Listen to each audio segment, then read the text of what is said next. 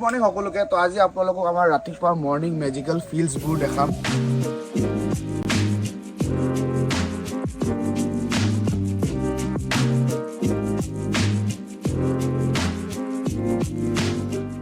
কুঁৱলী বতাহ আৰু ঠাণ্ডাই আমাৰ ৰিজৰ্টখন বহুত ধুনীয়া কৰি তুলিছে ঠাণ্ডা ৱেডাৰ এক্সপিৰিয়েঞ্চ লাগে আৰু কুঁৱলী আপোনালোকে ইমান ৰিস্ক লৈ হিল ষ্টেচন যাব নালাগে ভিজিট কৰক আমাৰ resort Ganga Jamuna agro resort মাত্ৰ 1.5 ঘণ্টা দূৰ গুৱাহাটীৰ পৰা আৰু একদম উইণ্টাৰ নেচাৰেল পৰিৱেশ এটা ইয়াতে এক্সপিৰিয়েঞ্চ কৰক ইমান দূৰ গাড়ী চলাই যোৱাতকে এবাৰ আমাৰ আলহী হৈ চাওক কৰক